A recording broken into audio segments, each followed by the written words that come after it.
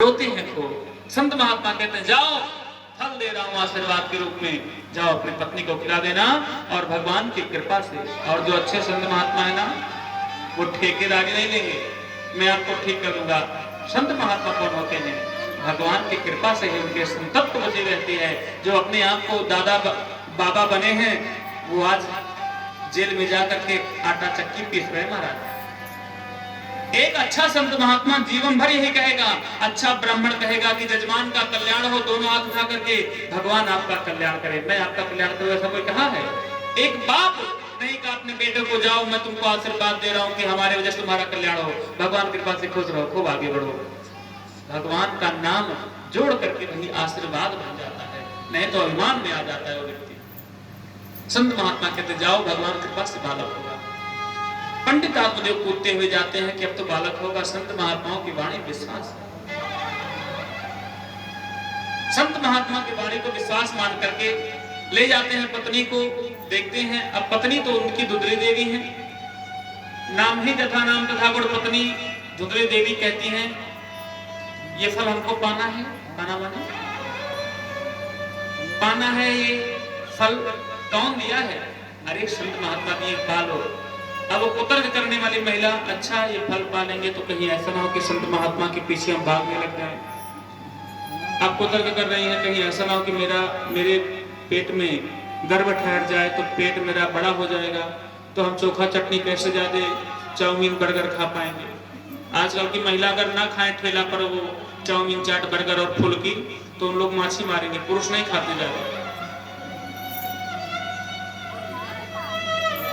अब वो तर्क कुतर्क करने लगी, अंततः अपने बहन को बुलाई। उसके बहन के पास 7 लड़के थे, 7 बच्चे, लेकिन भोजन प्रसाद पाने के लिए भी लाला पड़ा था, घर में अन्न नहीं था खाने के लिए, इतने गरीब धुंधली की बहन। और यहाँ पर कोई बेटा नहीं है खाने वाले, खाने का धन बहुत अपार है। तो धुंधली कहती है कि बहन ऐसी ऐसी बात है। उसकी बहन कहती है तुम इसको फल मत पाओ, हमारे पास बच्चे 7 हैं, 8वां बालक मेरे गर्भ में है, मेरा बालक जन्म लेगा तो मैं आपको ला के रात्रि में दे दूंगी, और उसके पहले आप अपने पेट पर कपड़ा बांधते रहो, पंडित जी को झूठ बोल के बताते रहो कि मुझे बालक ठहर गया है, और साड़ी के नीचे से कपड़ा बांधते रहना। जिस प्रकार से जितने जितने महीने में महिलाओं का पेट बालक के गर्भ धारण करने के नाते बढ़ता रहता, वैसे वैसे कपड़ा बांधते रहना, और ये फल खिला दो गौ मैया को, देखा जाए बच्चा होगा कि नहीं होगा, क्योंकि वो भी तो बाजन पड़ी है। अब वो गौ मैया को फल पवा दिया गया। 9वां महीना पूर्ण हुआ। 10वें महीना के 15 दिन बाद, यानी कि 10.5वें महीना में धुंधकारी का जन्म हुआ है। और समय आया, धुंधली देवी अपने बहन के बच्चों को बुला करके और खूब धन देकर के कहती जाओ, और कपड़ा छोड़ के सब फेंक देती हैं, और पंडित जी से कहते हैं पंडित जी बधाई हो, आपको बालक हुआ है। पंडित जी खूब प्रसन्न हो गए। और 3 महीने बाद गौ मैया अपने गर्भ से जन्म देती हैं। सारा शरीर एकदम मानव जैसा है, लेकिन फल प्रसाद के नाते और गौ मैया के गर्भ में प्रविष्ट होने के नाते उनके कान किसके हैं? गौ मैया के तरीके से है। अब नामकरण हो रहा है, अपने पुत्र का नाम पंडित जी रख रहे हैं कि मेरा नाम आत्मदेव है, और अपने बेटी का नाम रखूंगा परमात्मदेव। लेकिन धुंधली देवी कहती हैं गर्भ में मैंने ठहराया, कष्ट मैंने सहा, भोजन प्रसाद तक नहीं पाया 9-10 महीने तक, और नाम अपने से नाम मिलता जुलता रखेंगे ना, मैं अपने नाम से मिलता जुलता नाम रखूंगी, मेरा नाम है धुंधली देवी, और अपने बेटे का नाम रखूंगी मैं धुंधकारी। तो पंडित जी सोचे कि धुंधकारी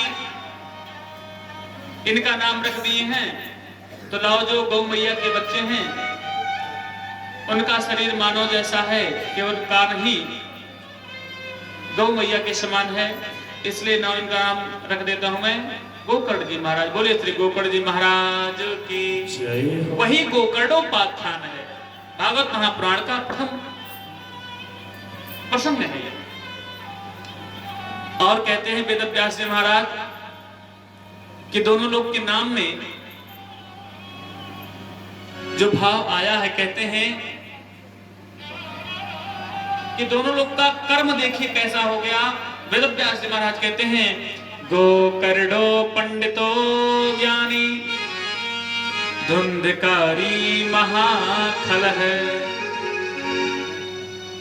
देश सीमारुधरे हिमती तजत्वं त्वा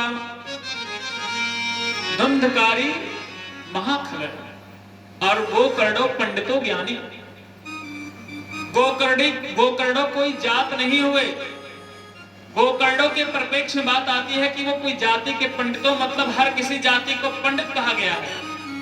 जो विद्वान हो वो पंडित। ब्राह्मण एक ब्राह्मण जाति है। जैसे आज के जमाने में सिंह टाइटल कोई लगा ले, हाँ, चाहे ठाकुर हो, चाहे ब्राह्मण हो, चाहे क्षत्रिय हो, चाहे शूद्र हो, चाहे कोई भी हो, मुस्लिम भी सिंह लगा ले। सिंह एक टाइटल हो गया है, लेकिन ठाकुर को नहीं लगा सकता। पंडित के परिप्रेक्ष्य में गीता में बार बार कहते हैं पंडितो ज्ञानी वृद्धश्चैव है श्री युद्ध प्रशांतम क्षेत्रे अर्जुन है। अर्जुन, ये पंडितों का विचारार्थ नहीं है। तुम्हारे सामने बड़ा योद्धा खड़े हैं जिनका तुम उंगली पकड़ करके चले हो। आज तुम्हारे महारथी तुम्हारे प्राण को आघात करने वाले खड़े हैं। ऐसे भीष्म पितामह, गुरु द्रोणाचार्य, कृपाचार्य, दुर्योधन सब खड़े हैं, तुमको मार डालेंगे। ये तुम्हारी कायरता होगी। एक तुम पंडित हो, वास्तव में थे वो क्षत्रिय, लेकिन पंडित क्यों कहा गया है? वहां लिखा है कि पंडित कहा गया है ज्ञानी मूर्ति को, चाहे किसी जाति का हो वो पंडित है। मैं इसका प्रमाण दे सकता हूं। अभी इसी पे विवाद हुआ था पंडित कहने की वजह से। रामभद्राचार्य जी महाराज जगत गुरु इसको डिफाइन किए हैं कि पंडित वो हर जाति है। और यहाँ पर भी लिखा है गोकर्णो पंडितो ज्ञानी। वो तो कोई ब्राह्मण है नहीं, वो तो जानवर के गर्भ से जन्म लिए हैं, लेकिन पंडित क्यों कहा गया? क्यों? क्योंकि वो ऐसा कर्म किए। गोकर्णो पंडितो ज्ञानी धुंधकारी महाखल है। और कर्म के आधार पर एक ब्राह्मण के बेटा बोले धुंधकारी, उसको कहा गया महाखल, दुष्ट। शास्त्र किसी के जातिवाद पक्ष में नहीं करेगा महाराज ना। शास्त्र में तो ऐसा है, लोग जातिवाद फैला करके तोड़ना चाहते हैं अपने सत्य सनातन धर्म को। सत्य सनातन धर्म और ब्राह्मण की कुछ कृपा ये है, और भगवान की पूरी कृपा है कि जगत जननी पूजनीय माँ जानकी और भगवान श्री राम के परिप्रेक्ष्य में माँ सबरी को पूजनीय बना दिया गया महाराज। और हम लोग यहाँ ब्राह्मण, क्षत्रिय, वैश्य, शूद्र, चमार, हिंदू धोबी हो गए, लेकिन जो भीलनी जाति के हैं वो वन में, जिसके विवाह में अनेकानेक जानवर कटने वाले थे, और जानवर कटने को देख करके अपने विवाह के परिप्रेक्ष्य में छोड़ करके मां भीलनी चली आई। कौन? सबरी मैया। और अपने जीवन पर्यंत वो केवल एक नाम भगवान राम का प्रतीक्षा करते रह गई, और कभी भी वो किसी भी जानवर को मारी नहीं। जीवन भर कहते रहे क्या? अरे रामा रामा रटते रटते बीती रे उमरिया, राम राम रटते रटते बीती रे उमरिया, राम राम रटते रटते बीती रे उमरिया, राम राम रटते रटते बीती रे उमरिया। रघुकुल नंदन कब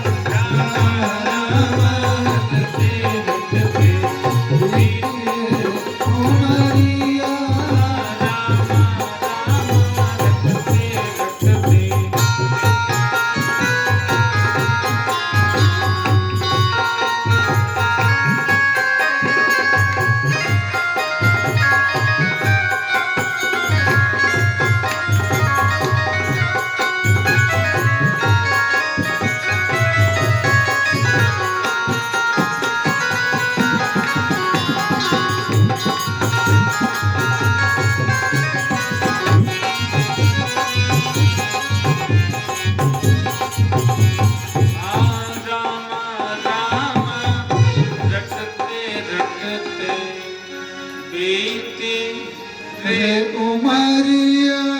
बंधु माताओं, यहाँ से ज्ञान ले लीजिए। हमको आप झूठा ठहरा दीजिएगा, लेकिन अब से बिगड़ी जन्म अनेक की अब ही सुधरे आज। मैं जानता हूं भगवान का नाम कितने लोग लिए होंगे, कैसा लिए होंगे। साइकोलॉजिस्ट पढ़ा गया, चेहरा देख के बता दिया जाएगा। बागेश्वर धाम का गुरु भाई हूं, बागेश्वर धाम सरकार हमारे गुरु भाई हैं राम भद्राचार्य जी महाराज के कृपा पात्र शिष्य हैं। जगत गुरु स्वामी जी महाराज के कृपा पात्र शिष्य हम हैं। एक एक अक्षर पढ़ करके आ गया। कहीं किसी ऐसे अरे गहरे नत्थो खैरे साथ में रह करके नहीं सीखा गया है। इलाहाबाद विश्वविद्यालय से पीजी हूं। ठाकुर जी के कृपा प्रसाद के रूप में ये बात मान लीजिए, आज तक आपका जैसा बना बिगड़ा ठीक है, लेकिन आज से बिगड़ी जन्म अनेक की अब ही सुधरे आज। आज से भगवान राम के हो जाइए।